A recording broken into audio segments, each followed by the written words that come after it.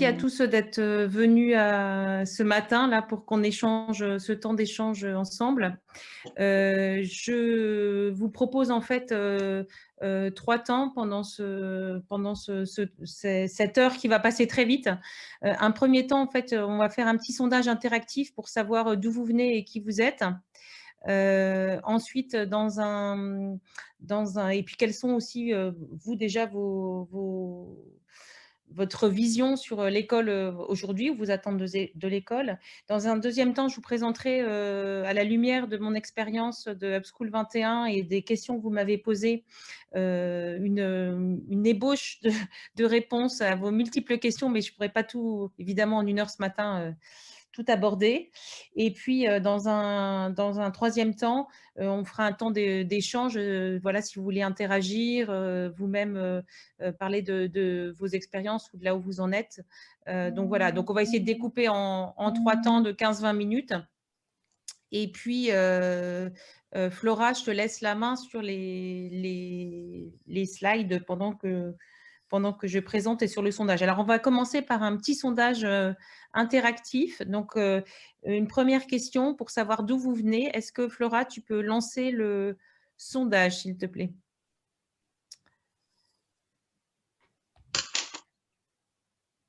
Tu me laisseras le temps que je fasse une petite photo au fur et à mesure.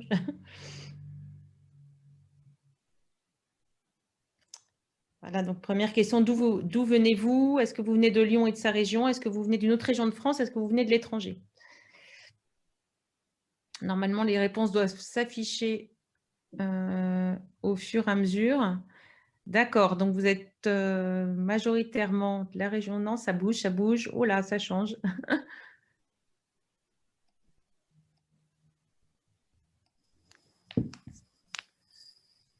Voilà, on attend que tout le monde ait répondu.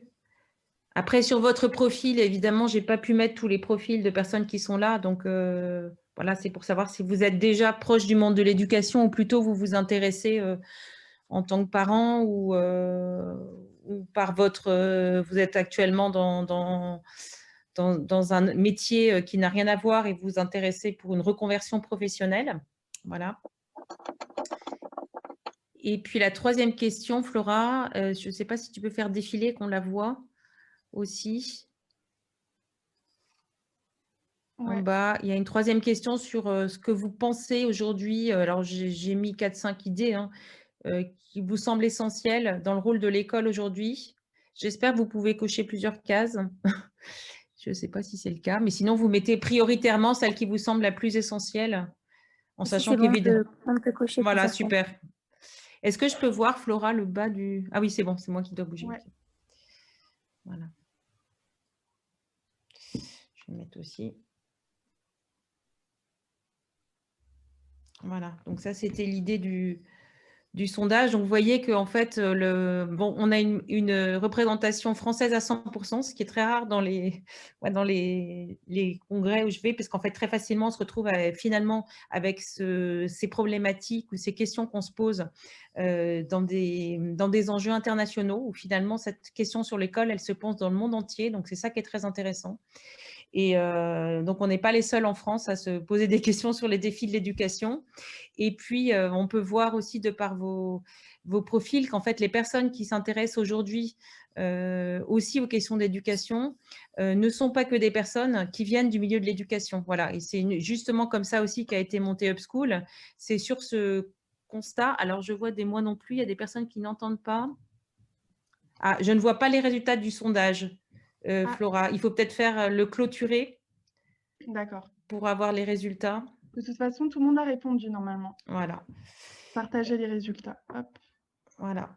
Donc ça serait précieux parce que voilà, c'est intéressant. Donc c'est se dire qu'aujourd'hui, en fait, les questions d'éducation se posent de manière très transversale, pas uniquement par des personnes qui viennent du milieu de l'éducation. Et c'est aussi à cette lumière-là que l'initiative que j'ai menée, Upschool 21, s'est construite. C'est-à-dire sur un constat de se dire qu'aujourd'hui, pour faire évoluer les questions éducatives, en fait, on a besoin d'unir nos forces, nos talents, nos questions quels que soient en fait les milieux dont on vient et pas forcément que le milieu de l'éducation. Voilà, donc ça peut être le milieu de l'entreprise, le milieu de la recherche, le milieu associatif, le monde politique aussi se pose beaucoup de questions, comme vous pouvez le voir. Et donc voilà.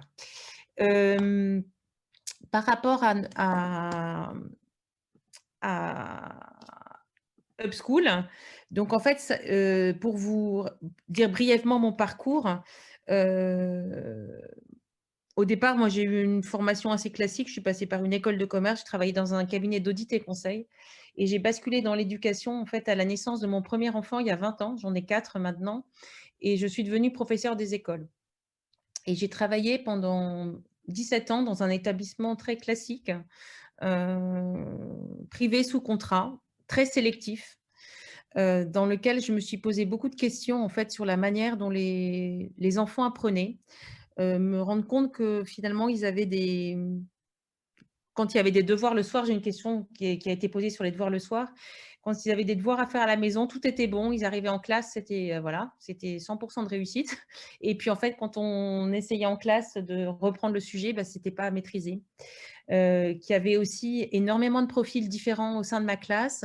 Moi, j'avais des enfants de CE1, CE2, donc très jeunes, de 7 à 9 ans, et qu'en fait, il y avait dans une classe, pour ceux qui sont enseignants, une dizaine de niveaux différents et qu'il fallait sans cesse personnaliser, adapter, et que finalement, on leur demandait tous le même jour à la même heure de connaître leur table de multiplication par 2, j'en sais rien, de savoir écrire 10 mots 10 mots en vocabulaire ou d'avoir fait telle lecture et que ça ne correspondait pas forcément à leur rythme et, et à leurs besoins et à leur profil. Donc, petit à petit, à force de faire évoluer, de me déformer beaucoup, de me réinformer, de me former, en fait, je me suis lancée dans des projets avec les enfants autour de la recherche et du questionnement via notamment la construction d'une fourmilière une année de robots, via l'étude des planètes une autre année et la construction d'une maquette de l'espace. Et en fait, en me rendant compte qu'en travaillant dans cette pédagogie de projet, j'ai commencé à faire rentrer dans ma classe plein de personnes qui mettaient peu les pieds, des personnes qui étaient issues de la recherche, des personnes qui venaient du monde de l'entreprise, des personnes du monde des arts, qui sont venues en fait accompagner les projets qu'on menait avec les enfants. Et la conclusion a été assez rapide. C'est-à-dire, la première chose, c'est que les enfants venaient à l'école avec une banane de dingue, beaucoup de plaisir et des grands sourires, mais aussi que ça questionnait finalement l'entourage. Et finalement, dans cette classe, est-ce qu'on apprend finalement pourquoi ils sourient comme ça? Pourquoi ils n'ont pas de devoirs à la maison? Qu'est-ce qui se passe? Vraiment, est-ce qu'ils vont réussir leurs examens? Et ils avaient 7-9 ans. Hein. Vont-ils avoir leur bac? Enfin, il y a des questions qui allaient très très loin. Hein.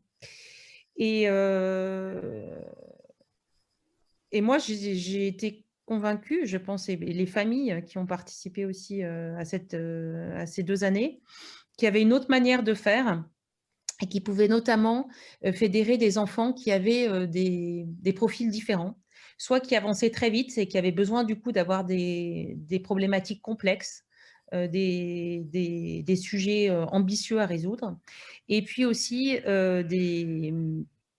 des enfants qui étaient en grande difficulté et qui, par la pédagogie de projet et par le sens qui était mis dans la classe, par les activités qui étaient menées, qui étaient très en lien avec l'actualité. On communiquait beaucoup aussi à l'époque sur les blogs, réseaux sociaux, etc. On a monté une des premières classes Twitter en France, où on tweetait avec les enfants.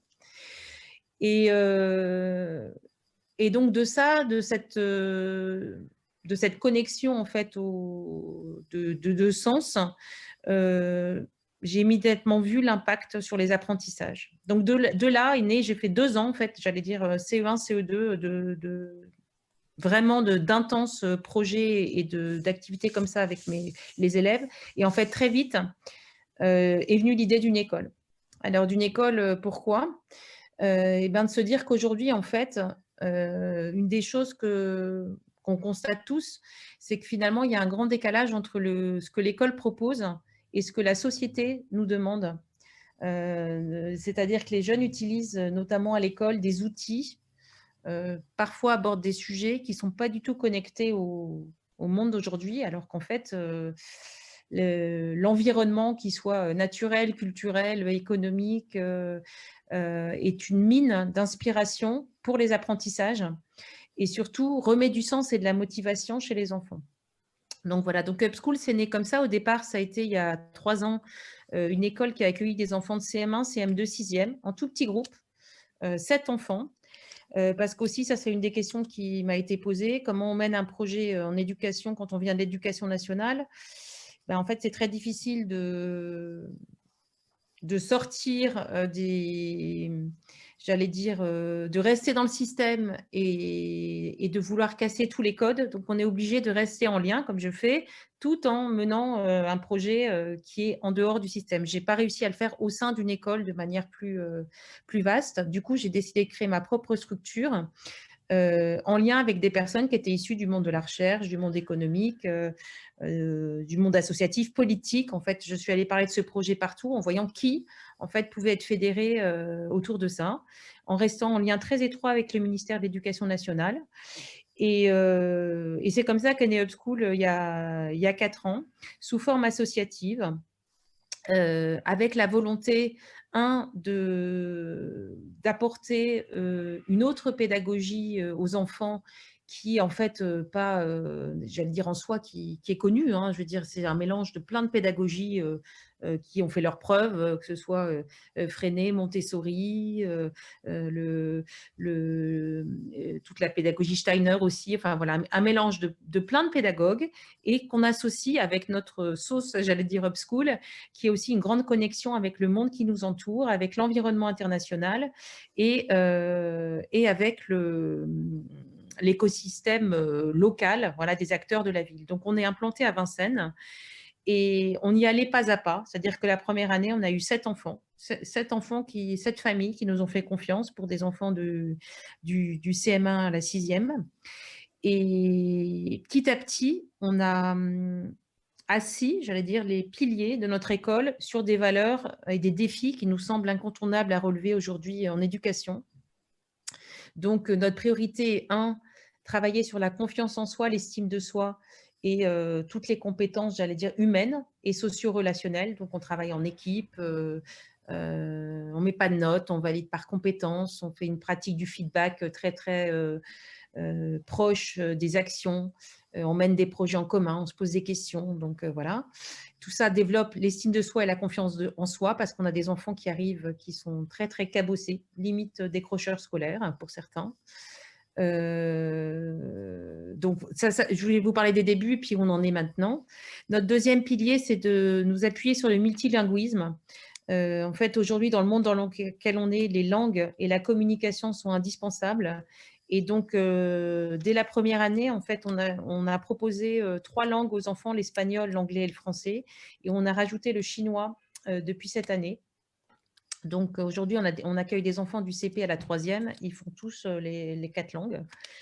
Voilà. Un autre pilier de notre école est de travailler tout ce qui est lien. Donc, lien avec l'entreprise, lien avec le tissu économique, lien avec le conservatoire de la ville, lien avec des projets qui peuvent être d'envergure plus nationale ou internationale, comme là, on va essayer de s'inscrire dans les projets du Grand Paris, etc., des JO de 2024.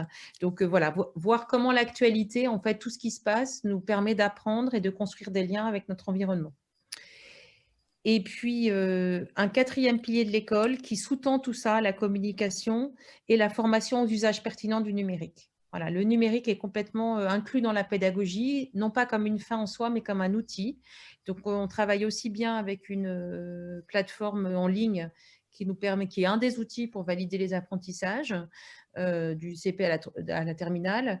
Voilà, une plateforme qui existe du CP à la terminale, hein, montée par les enseignants.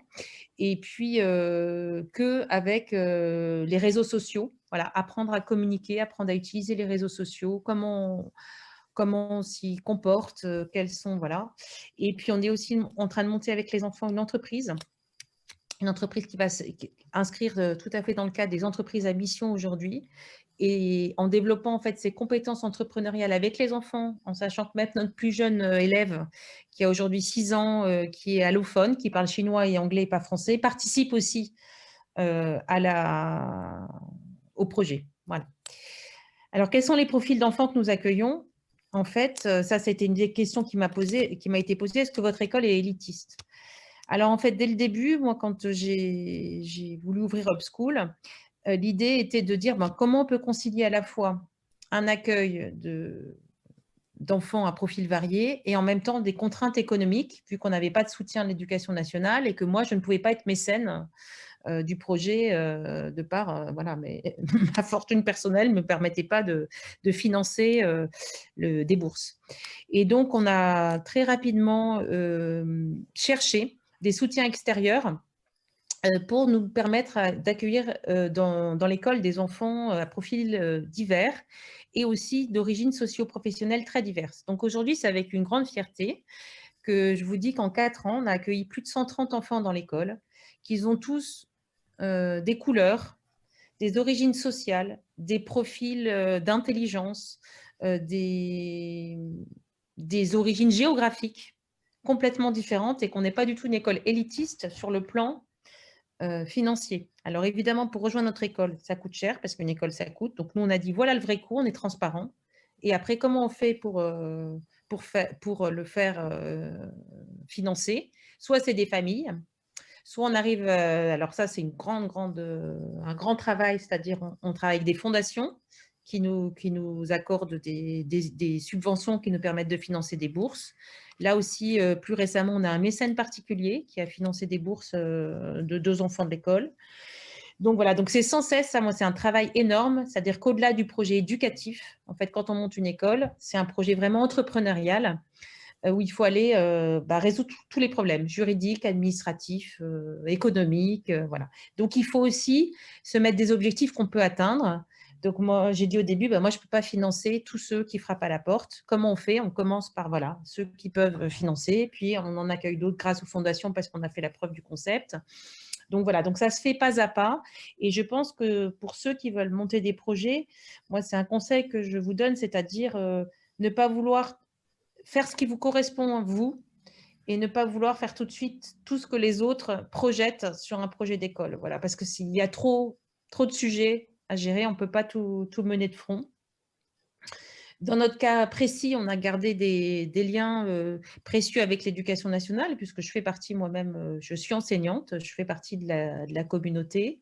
Et parmi les intervenants aujourd'hui à Upschool, en fait, au-delà des 130 enfants, je pense qu'il y a plus de 500 personnes qui se sont greffées au projet de différentes manières. Donc, ce sont des familles, bien sûr, en premier, qui vont des parents jusqu'aux grands-parents, qui s'impliquent aussi pour certains. Ce sont des parrains marraines des enfants qui viennent de milieux externes à l'école et qui, en fait, apportent des témoignages sur leurs talents, leurs passions, leur vie professionnelle ou je dirais, expression artistique ou autre, et qui partagent avec les enfants pour leur donner envie d'apprendre et d'avancer. Ce sont aussi des soutiens via un conseil des experts que j'ai monté en fait autour de l'école et qui sont des personnes qui sont influentes aussi bien au niveau de la recherche, du monde éducatif, du monde entrepreneurial, du monde juridique, pour aussi apporter conseil au développement du projet. Donc voilà. Et puis, c'est des liens qu'on entretient aussi avec la formation tout au long de la vie. Donc, on a accueilli dans l'école, par exemple, la semaine dernière, une stagiaire de 3e qui est venue y passer une semaine. J'ai 4 jeunes en service civique qui sont actuellement au sein de l'équipe. Il y a une jeune femme qui était en reconversion professionnelle et donc qui refaisait aussi son parcours et qui souhaitait apprendre et puis partager avec nous ses talents. En fait, il y a notamment, depuis la crise sanitaire de l'année dernière, une accélération énorme de demandes d'engagement dans un projet comme le nôtre, aussi bien au niveau des familles. Donc, pour vous dire, je reçois une demande, je pense, 1 à 5 demandes par semaine d'inscription dans notre structure depuis le début du confinement, premier confinement, et autant au niveau d'adultes qui voudraient s'engager dans le projet. Donc, du coup, aussi, une des forces d'Upschool, c'est qu'aujourd'hui, complètement menée en intelligence collective, avec des personnes qui, au fur et à mesure de leurs propositions, de nos besoins, participent à l'évolution du projet. Voilà, donc ça, c'était mon témoignage aujourd'hui sur Upschool. On n'est pas une école qui a pour but d'accueillir 3000 élèves et d'être un gros établissement. On veut rester comme un établissement pilote qui témoigne d'innovation, d'impulsion du changement, de formation, de conduite du changement pour tout ce qui est ligne éducative. Et en ayant dans la tête, au-delà d'objectifs éducatifs, des objectifs environnementaux, évidemment, des objectifs de prise en compte aussi de l'économie, comment ça fonctionne. Voilà, une école, ce n'est pas à côté de l'économie. Ça ne peut pas fonctionner juste dans la nature avec des ateliers, j'allais dire, autour du bien-être. Enfin, on est dans une réalité économique qu'on prend en compte dans l'école. Et notre objectif est vraiment de montrer qu'on peut faire autrement en lien, et ça c'est notre spécificité aussi, avec d'autres projets à l'international. Donc aujourd'hui, on est connecté avec des écoles et des événements et des congrès type le Festival de l'Apprendre dans le monde entier, aux États-Unis, au Québec, en Europe, au Moyen-Orient, en lien avec la Chine. Enfin voilà, donc c'est très, en fait, ce mouvement est vraiment mondial et à mon sens très positif pour nos enfants. Voilà. Le but pour nous étant de montrer qu'en fait l'école est un lieu de prise de confiance en soi, d'épanouissement, de questionnement qui va armer les jeunes et les adultes qui viennent dans le projet sur les questions de vie et leur permettre d'avancer de manière confiante, posée et engagée. Voilà. Donc ça, c'était mon témoignage sur Upschool. Peut-être que Il y a des questions dans le vous chat. avez des questions. Voilà. Ouais. Alors, la toute première, c'était « Ceci toujours dans la même école privée sous contrat favorisé ». Alors, non, bien sûr que non, puisque ce que je vous ai dit, c'est que je suis sortie complètement du système. En fait, aujourd'hui, on a ouvert dans des locaux à Vincennes. On a cherché, pareil, comment on pouvait avoir des locaux qui coûtaient le moins cher possible. Moi, au début, j'ai cherché, j'ai vu qu'il y avait plein d'espaces vides. Donc, j'ai essayé de mettre mon école dans ces espaces vides, que ce soit dans une antenne d'école publique dans lequel il y avait tout un espace qui n'était pas utilisé. J'ai essayé de mettre aux eaux de Vincennes, dans les musées. Voilà, je suis allée voir tous les espaces possibles dans mon école où j'avais commencé l'expérimentation. Et ben non, c'était pas possible, toutes les portes se fermaient. Donc j'ai dit bon, ok, comment on peut trouver des locaux en fait qui soient le moins cher possible? Et donc on a trouvé une structure qui s'appelle Magic Makers, qui nous a ouvert ses portes et qui, elle, proposait des ateliers de code et de robotique en périscolaire, donc le soir et le week-end. Donc on s'est dit bah super, nous on a besoin de locaux la journée. Donc voilà, donc on a ouvert dans cet espace, on a 110 mètres carrés aujourd'hui à Vincennes, en rez de jardin d'un immeuble, donc ça ne ressemble pas du tout à une école. On a un petit jardin et on fait énormément d'activités en lien avec l'extérieur. Les enfants vont faire le sport au parc floral. Jusqu'à avant le premier confinement, on faisait la musique au conservatoire de la ville. Notre cours de récréation, c'est un jardin qui est au cœur de la ville. Voilà, et on a mené aussi des activités en entreprise. Évidemment, cette année, tout ça est freiné, mais on a mené des activités en entreprise aussi en fonction de projets qu'on menait et de nos besoins. En fait, juste, du coup, la réponse était très intéressante. Mais la question, c'était les 2 premières années que tu as fait en pédagogie de projet, tu avais réussi à les faire dans ton école d'origine? Oui, ça oui. Parce qu'en fait, c'est pareil, j'ai réussi. Alors, il a fallu beaucoup de convaincre au niveau de la direction, parce que je suis dans une grosse école qui allait du primaire à la terminale. Donc, je suis même allée en conseil de direction, j'allais dire, au niveau du collège-lycée pour leur expliquer ce que je faisais. Parce que tout le monde ne comprenait pas même ce que c'était qu'une classe Twitter, utiliser les réseaux sociaux, se mettre à publier dans la presse. Enfin, bon, bref, c'était complètement nouveau. Donc, je pense qu'en fait, il faut beaucoup communiquer si on veut le faire en interne pour avoir les soutiens d'abord de la hiérarchie, et puis aussi des collègues qui ne comprennent pas toujours ce qui se passe dans la classe, et ça peut créer aussi des sentiments des questionnements. En fait, ce n'est pas remettre en cause le travail des autres, en fait, c'est juste essayer différemment et de voir si ça fonctionne. Donc, oui, moi, j'ai pu le faire au sein de mon école, et il y a beaucoup aujourd'hui d'enseignants, qui soient dans le public ou dans le privé, qui font des choses merveilleuses dans leur classe, qui arrivent voilà, à pousser les lignes. Mais il faut beaucoup communiquer pour ne pas faire peur à l'entourage. Voilà. L'autre question, c'était est-ce qu'on suit le programme de l'éducation nationale? Oui, bien sûr, mais sauf que le programme, c'est-à-dire qu'on suit les objectifs. On en rajoute, puisque nous, les objectifs, j'allais dire, de confiance en soi, d'estime de soi sont prioritaires, de coopération. Donc, on rajoute toutes ces soft skills dont on parle aujourd'hui, toutes ces compétences humaines, socio-relationnelles. Et sinon, bien sûr, donc nos élèves passent et valident les examens. Donc, l'année dernière, on en a qui ont passé le brevet des collèges les 2 dernières années pour la première fois. Ils ont tous réussi.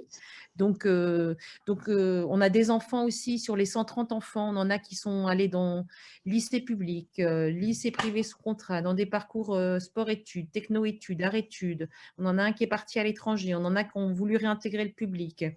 On a accueilli une petite fille américaine l'année dernière qui est repartie aux États-Unis. Donc, notre objectif, c'est de dire oui, vos enfants, on n'est pas en train de les sortir du modèle et du programme de l'éducation nationale et de les enfermer dans une structure qui leur permettra pas d'avancer dans la vie. C'est l'inverse, en fait. Comment on les rend adaptables à tout type de parcours qui suit Upschool. Et à savoir qu'aujourd'hui, dans nos 130 enfants qui sont venus à l'école, 80%, je dirais, avaient des profils particuliers, ont des profils particuliers. Donc, ils relèvent souvent de la maison du handicap parce qu'ils sont soit multidis, soit précoces, soit ils ont des formes de troubles de l'attention avec hyperactivité ou non. On a, comme je vous ai cité tout à l'heure, cette petite fille qui ne parlait pas français. On en a une l'année dernière américaine qui ne parlait pas français non plus. Donc, en fait, on s'adapte aux enfants qui viennent nous voir et on personnalise leur parcours en n'allant pas trop vite pour ceux qui ont besoin de ralentir et en accélérant pour ceux qui ont besoin d'accélérer. Voilà, donc c'est vraiment la personnalisation. J'ai une autre question qui concerne le mécénat. Alors ça a été vraiment clé dans le projet Upschool, c'est-à-dire que dès le départ, moi-même, de par ma manière de fonctionner, je me suis dit, écoute Fanny, c'est pas possible de faire ça seule, comment tu vas chercher des talents autour? Et donc l'équipe, c'est clé. Donc j'allais vous dire, quand vous avez un projet comme ça, il faut constituer une équipe, passer du temps, on a passé du temps, nous, qu'est-ce que c'était nos valeurs? Qu'est-ce qu'on voulait qui ressorte d'Upschool 21? Quelle était notre stratégie de marque? On a travaillé, là, vous voyez, je porte le logo Upschool. C'est quelque chose qu'on a travaillé avec les enfants, avec toute l'équipe, avec un graphiste dès la première année. En fait, on en avait fait un qui n'était pas du tout nous, qui avait été proposé, qui était très droit, très rigide, etc. Et là, on a refait complètement avec les enfants et l'équipe tout un travail sur qui on était et ce qu'on voulait communiquer. Donc, dans notre logo, il y a la nature, la culture, la communication, le lien, la connaissance, voilà, qui sont des valeurs qu'on véhicule à Upschool, entre autres. Donc, en fait, pour monter l'école au départ, en fait, je me suis rendu compte que dans mon réseau, même personnel, beaucoup de gens s'intéressaient en fait à ce qui allait se passer. Et donc, je les ai associés en leur parlant de ce que je faisais, en disant, ben voilà, toi, tu es juriste, toi, tu travailles dans la recherche, toi, etc. Voilà ce que je veux faire. Est-ce que ça t'intéresse que je t'en parle et qu'on essaye d'avancer ensemble, qu'on se pose des questions? Donc ça a été les premiers, je vais dire, liens de mécénat de compétences qui se sont faits, c'est-à-dire des personnes qui, comme ça, donnaient leur feedback un peu de manière spontanée. Et puis ensuite, ça s'est formalisé très, très vite avec une entreprise qui s'appelle Vendredi et qui met en lien, en fait, nous, on est sous forme associative, Upschool 21. Donc ça, j'allais dire aussi la forme juridique de votre école, pour ceux qui veulent en créer, est très importante parce qu'en fonction de la forme juridique que vous allez choisir, vous pourrez lever des fonds ou pas auprès de fondations. Voilà, la structure associative qu'on a choisie nous permet cela. Et donc, Vendredi est une structure, alors je ne sais pas si maintenant ils sont passés au mode association ou start-up, en tout cas, ils mettent en lien des salariés de grandes entreprises, des particuliers bénévoles, des particuliers qui sont en reconversion professionnelle et des associations. Et en fait, ils disent, bah voilà, moi j'ai tant d'heures à consacrer par an à une association et je choisis une association parmi tout un panel d'associations qui sont proposées dans les partenariats de Vendredi. Et nous, depuis quasiment les débuts de Vendredi, on fait partie des associations bénéficiaires. Et donc, ça nous a permis notamment d'avoir des personnes qui nous ont accompagnés là, ces derniers temps pour le développement de notre nouveau site internet qui va bientôt sortir dans 15 jours, pour de la communication autour de l'école, pour des conseils juridiques. Au moment du premier confinement, j'avais demandé, fait une demande de besoin sur l'accompagnement de l'équipe à distance. Aujourd'hui, notre école, elle est capable de fonctionner à distance en 2 secondes. Là, si demain soir, Emmanuel Macron annonce que c'est à distance, nous, dès jeudi, on switch, il n'y a aucun souci, on sait tous le faire dans l'équipe, etc. Et donc j'allais dire, tout ce mécénat externe, il a à la fois été fait par du temps humain et aussi par des sous, parce que voilà, il faut aussi des sous, et par des outils du matériel. Donc, on a de la presse, des stylos, voilà, des différentes… et donc, ça, c'est vraiment clé aussi dans le projet, c'est-à-dire qu'on montre que tout ne transite pas par des flux financiers. En fait, on peut trouver du trop autour de nous. Trop de matériel, trop de temps, trop de sous, c'est ce qu'on va chercher. Avec Bonjour un Fanny, but. Oui, Romain Demerrier, je me oui, permets bonjour. juste de poser une question parce que je vois qu'il y en a d'autres relatifs au mécénat. Est-ce que vous avez Oui. réussi à obtenir un rescrit fiscal? Non, alors en fait, nous, on l'a pas fait parce qu'en fait, c'est très compliqué en fait de l'obtenir. Donc nous, on est passé par un partenariat avec comme une fondation abritante qui nous permet de défiscaliser. Voilà, parce que si on le faisait nous-mêmes, on nous a déconseillé de le faire. En fait, c'était pas possible. En revanche, la défiscalisation est clairement une condition, j'allais dire presque incontournable. Aujourd'hui, j'allais dire que 90% de nos soutiens financiers, bon, sauf si c'est des fondations. Par exemple, on a eu un soutien de la Fondation de France. Évidemment, la Fondation de France ne demande pas un rescrit, enfin, une défiscalisation, puisque c'est elle-même une fondation. En revanche, effectivement, tous les particuliers et même les entreprises en mécénat de compétences, le mécénat de compétences n'est pas gratuit. En fait, il y a une valorisation évidemment financière du temps passé par les collaborateurs, par exemple. Donc, c'est un plus de pouvoir faire un montage juridique qui vous permette de défiscaliser les dons que vous recevez. Donc ça, dès le début, c'était une des priorités. Pourquoi on vous a déconseillé de le faire? Le rescrit fiscal? Oui. Parce que c'est quasiment 99% du temps, c'est zéro. Le retour, et vous ne pouvez pas. Donc, en fait, voilà. Donc, le risque, il est en fait de… c'est très compliqué à l'avoir pour une… Il y a tout un… Enfin, moi, j'avais été pareil, hein, aidée par un avocat pour ça. C'est très difficile de l'avoir. En fait, il faut pouvoir avoir des activités multiples à l'international, pas être il y a des histoires de marché concurrentiel. Voilà, il faut se pencher sur le sujet, mais c'est très, très complexe. Et c'est pas facile à obtenir.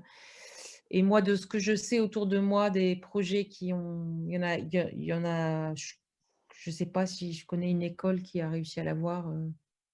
Je ne sais pas si vous en connaissez, moi ça m'intéresse, mais je pense que c'est très difficile. Donc nous, on l'a fait sous forme de partenariat. Voilà, on a monté autrement. J'ai une question sur le nombre d'inscriptions d'enfants. En fait, notre principale question aujourd'hui n'est pas le nombre d'enfants qui frappent à la porte, mais comment on peut les accueillir, notamment d'un point de vue financier.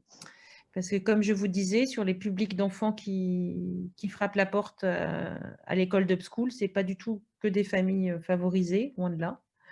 Et donc, on ne peut pas accueillir tout le monde. Donc, en fait, moi, je peux accueillir les enfants qui ont un besoin de bourse que sous réserve que les bourses nous sont déjà accordées. Puisqu'en fait, il ne faut pas se voiler la face. C'est-à-dire qu'une bourse qu'on accorde une année, nous, notre but, c'est qu'on puisse, par exemple, accompagner un enfant sur tout son collège. Donc, on se dit, bah voilà, le coût d'un enfant sur tout le collège, je vous dis, le vrai coût, c'est 50 000 €. Voilà, tout le collège, c'est à peu près ça. Bon, bah aujourd'hui, si on n'a pas une bourse de 50 000 € pour un enfant, ou trouver un moyen de financer si la famille ne peut pas, nous, on dit, bah, inscrivez-le, qu'il fasse la semaine d'immersion, et ensuite, on va faire une demande de bourse. Mais nous, on ne peut pas garantir j'allais dire l'accueil de tous ceux qui frappent à notre porte. Donc moi, là où j'œuvre beaucoup, ma mission a complètement changé, hein. Moi, au départ, j'étais professeure des écoles. Je suis devenue entrepreneur en éducation. Là, je vous dirais, je suis speakerine, je suis speakeuse.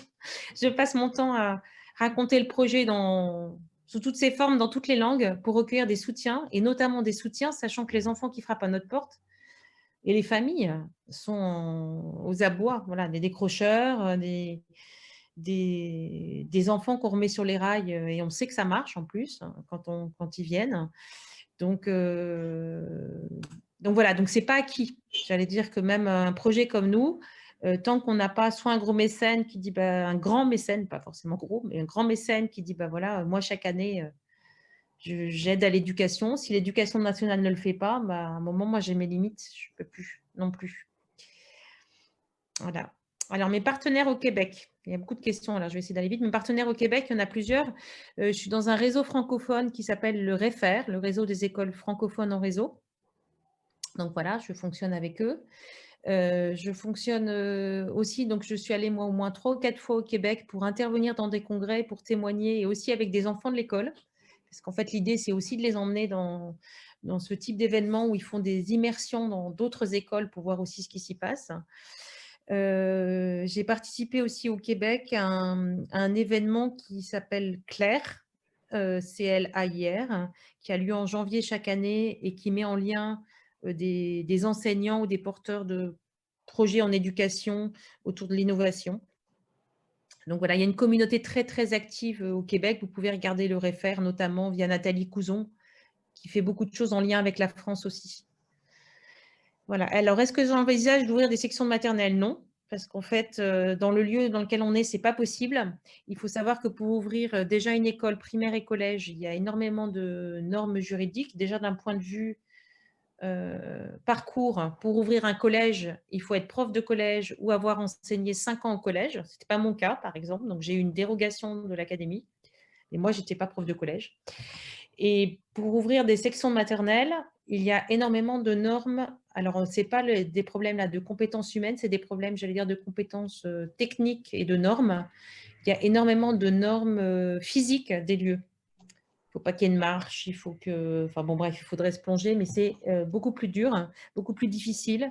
Donc nous, pour l'instant, on grossit progressivement. On va du CP à la 3e et on n'envisage pas pour le moment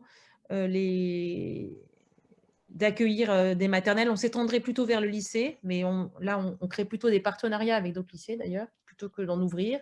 Et au niveau de la maternelle, c'est plutôt comme ça aussi. Voilà, c'est plutôt se dire, on avance en main dans la main avec d'autres qui ont la même dynamique. Alors, qu'est-ce qui a été difficile? Tout est difficile, sauf que je suis très, très optimiste et constructiviste. Donc, en fait, j'allais dire, je transforme tous les problèmes en questions. Je renvoie les questions à l'équipe, aux enfants. On fonctionne beaucoup, on partage. Donc, qu'est-ce qui est difficile? Tout est difficile, en fait. On ne fait qu'enfoncer des portes. Voilà, les portes sont toutes fermées. Il faut chercher la lumière. Puis, quand on voit que la lumière est derrière la porte, vite, on pousse. Allez. Donc, voilà, il faut être très, très optimiste, très entouré. Et ne pas lâcher. Moi, j'ai beaucoup de moments où je dis, oh là là, qu'est-ce que j'ai à m'embêter à faire tout ça, alors que voilà, je pourrais être tranquille, etc. Puis en fait, je vois mes enfants, je vois l'équipe, je vois tous ceux qui sont autour de moi, je vois les enfants de l'école et je dis si ça a du sens, il faut continuer, il faut que des personnes qui sont dans une énergie dynamique persévèrent. Voilà. Donc, je ne vais pas vous dire que c'est facile, il n'y a rien qui est facile. Tout ce que je vous ai dit là, c'est sans cesse, il ne faut pas lâcher. Il faut travailler sur soi. Moi, j'ai beaucoup aussi pour tenir le coup, j'allais dire physiquement. Travailler sur moi, pris du temps pour moi, fait du sport, de la relaxation, me faire masser. Voilà, plein de choses qui font partie de vraiment ma vie dans la semaine et qui me permettent de tenir. On n'est pas tout puissant. Monter un projet en éducation, ça demande beaucoup d'énergie, beaucoup de ressources.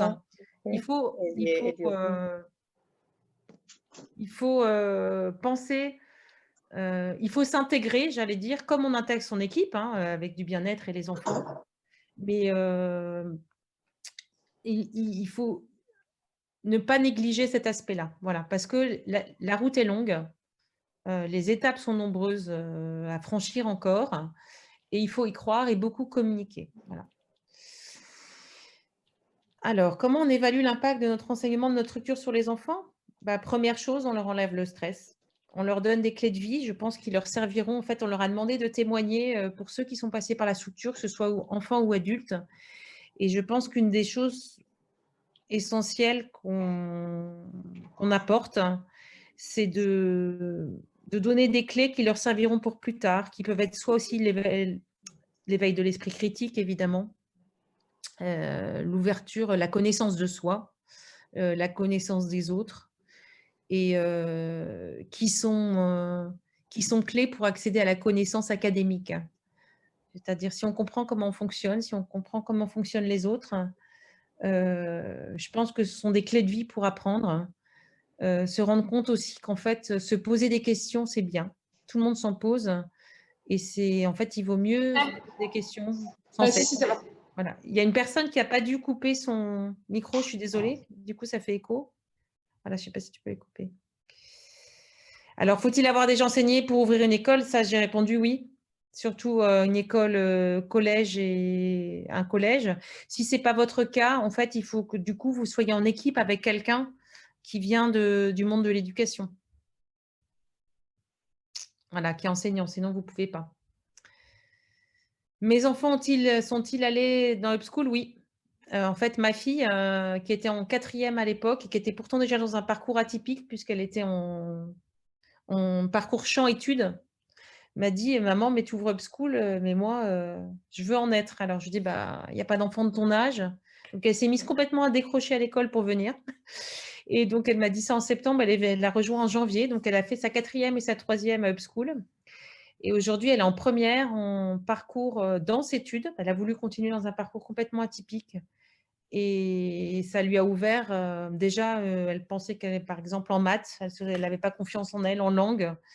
Elle a participé à beaucoup de projets et ça lui a donné une grande confiance en elle pour la suite. Et puis, j'ai ma plus jeune fille, donc j'ai 4 enfants de 7 à 21 ans, qui a 7 ans, qui évidemment suit Upschool depuis le début, parce qu'avant, elle avait vu ma classe et puis elle venait à l'école tout en étant au départ en école primaire dans le public. Et elle a rejoint depuis le CP Upschool. Donc là, elle serait l'équivalent de CE1. Je ne peux pas vous dire tellement quel niveau elle est, parce qu'on mixe les niveaux. Mais elle a l'âge d'être en CE1. Voilà. La question de la formation continue des enseignants. En fait, on accueille dans notre structure des enseignants en formation. Donc, j'ai un lien notamment avec l'ICP, l'Institut de formation des enseignants du privé sous contrat, où on a accueilli des enseignants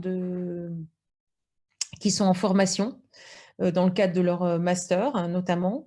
Et puis, depuis le début, je suis en lien avec le rectorat et je propose au rectorat, si des enseignants du public veulent venir faire un temps de passage et de co-éducation, de co-apprentissage à Upschool, ils sont bienvenus.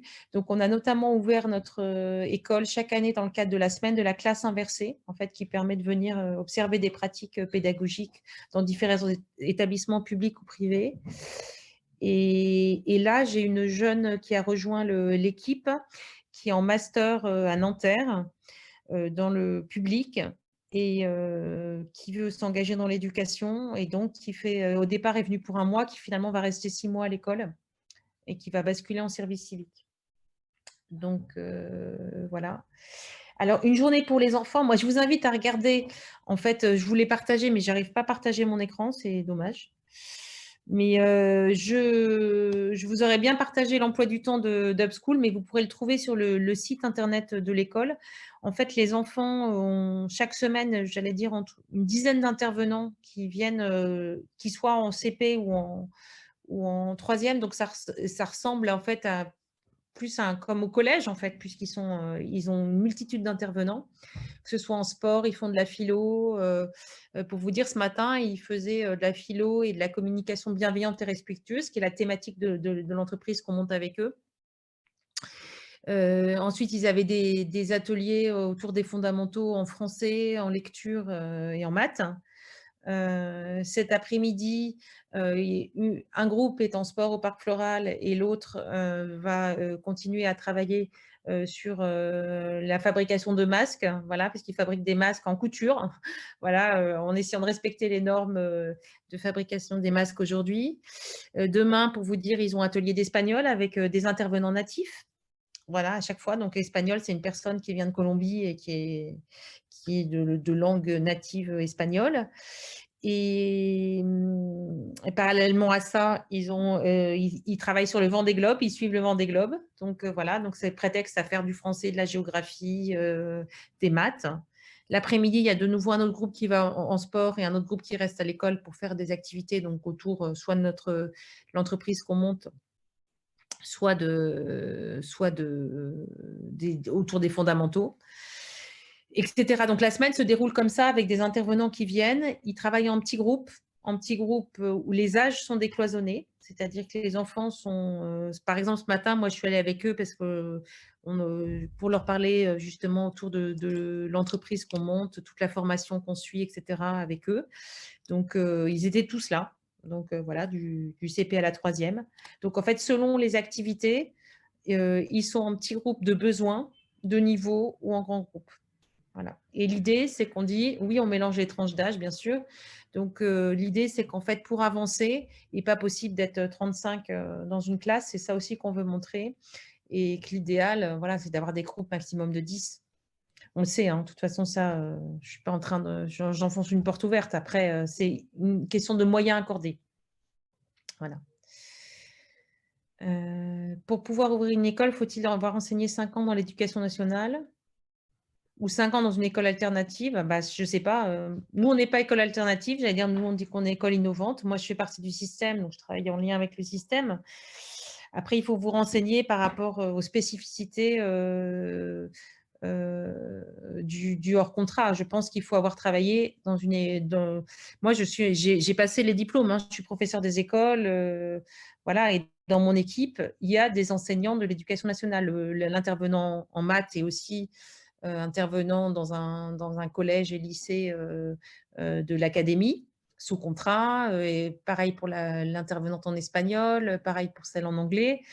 Donc, il y a à la fois des personnes de l'équipe qui sont enseignants eux-mêmes dans l'éducation nationale sous contrat, ce qui est mon cas, ce qui était mon cas, hein, je ne suis plus maintenant, mais ce qui a été mon cas pendant 17 ans. Donc là, il faut vous renseigner sur les spécificités du hors contrat total. Parce que moi, je ne suis pas passée par ces cases-là, en fait. Je venais du système. Les enfants choisissent leurs emplois du temps. En fait, ça dépend des moments. C'est-à-dire qu'il peut y avoir plusieurs options et ils choisissent. Mais les emplois du temps sont faits beaucoup en concertation avec l'équipe qui est disponible sur place, puisque quasiment tous les membres de l'équipe ont une activité extérieure, à part la directrice pédagogique qui est elle-même sophrologue et qui est à plein temps sur l'école. Et donc, merci Carole pour l'emploi du temps. Et puis, l'emploi du temps là que vous voyez, en fait, il est modifié aussi chaque semaine en fonction de projets. C'est-à-dire, par exemple, la semaine dernière, dans l'emploi du temps, on a inclus 3 webinaires qu'on a suivis en ligne. Il y en avait un de un jour, un actu autour des théories du complot. Il y en avait un autour du programme de l'entreprise qu'on est en train de créer. On est accompagné par une structure externe qui s'appelle Entreprendre pour apprendre et donc qui fait des webinaires de formation de l'équipe. Donc, on a suivi ça.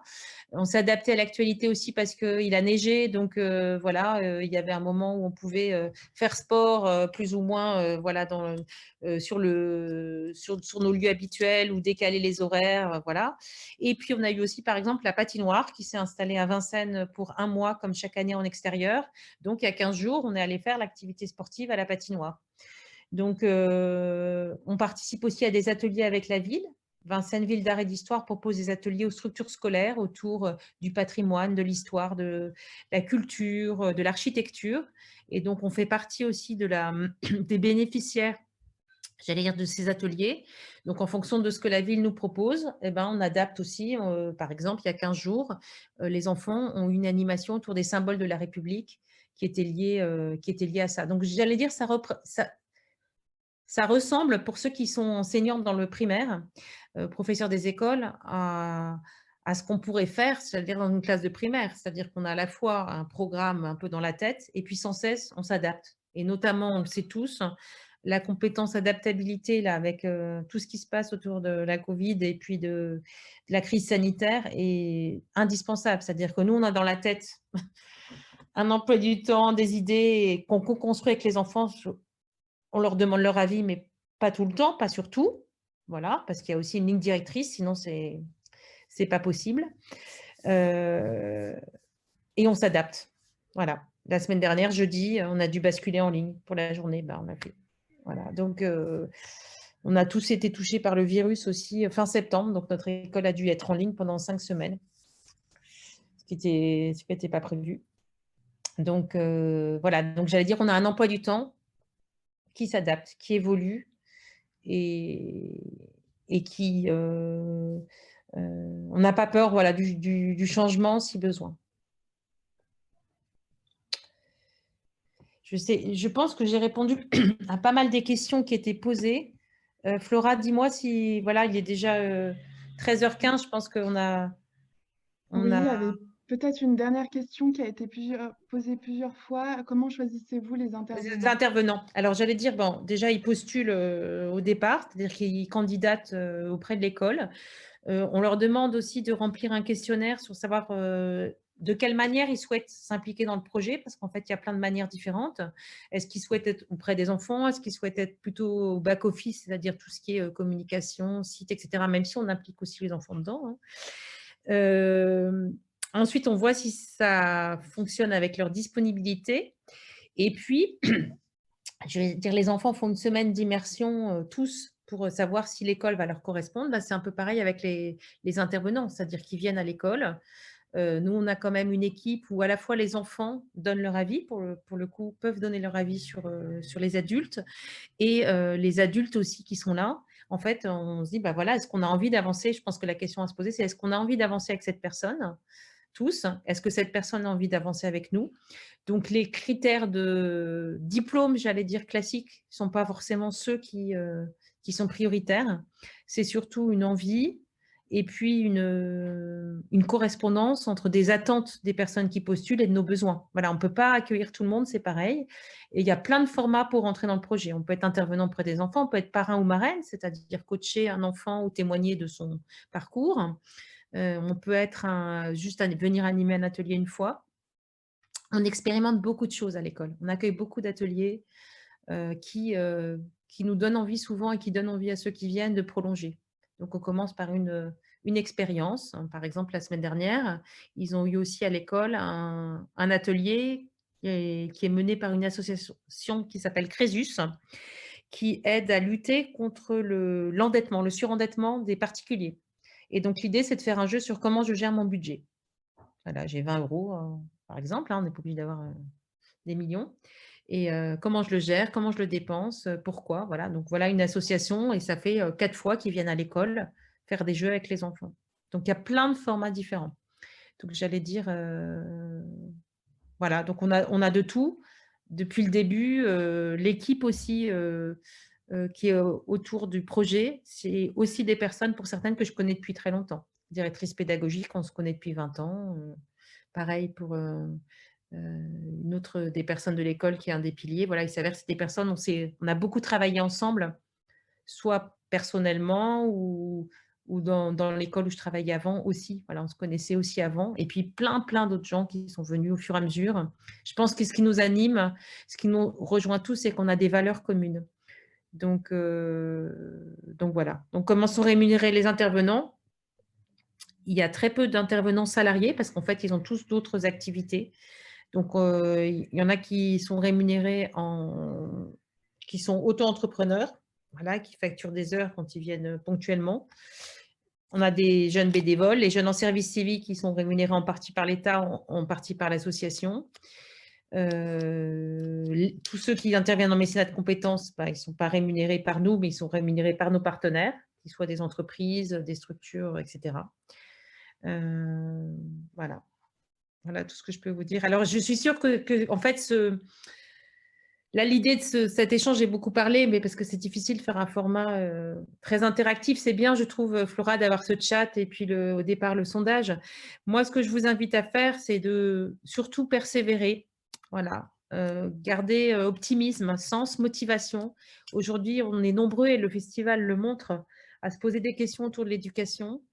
Et c'est parce qu'on est plusieurs à se poser ces questions que les choses bougent. Voilà, donc moi, j'essaye d'entraider comme je peux aussi en réseau, de coacher quand je peux. J'ai énormément de demandes de personnes qui veulent monter des projets et qui se posent des questions. Donc là, je trouve que c'était une très belle occasion que le festival a donné aussi de témoigner de ça. Et moi, ça me donne envie de poursuivre par d'autres sessions sur des questions peut-être plus précises que vous pourriez avoir. Je vous avoue que j'ai un emploi du temps extrêmement chargé, donc je fais ce que je peux pour concilier toutes les demandes de part et d'autre, mais je trouve ça très intéressant, et évidemment, c'est une des vocations d'Upschool, d'essaimer, de témoigner pour qu'on soit toujours plus nombreux à faire bouger les choses de manière constructive. Voilà, merci. Merci à vous. Peut-être, Flora, pour terminer, tu peux passer le slide avec les coordonnées que vous avez dû recevoir. Allez voir notre site internet, il y a beaucoup de choses. On publie aussi sur les réseaux sociaux, Facebook, Insta, LinkedIn, etc. Donc, n'hésitez pas à aller voir ce qui… Je ne sais pas si tu peux mettre en format présentation, Flora.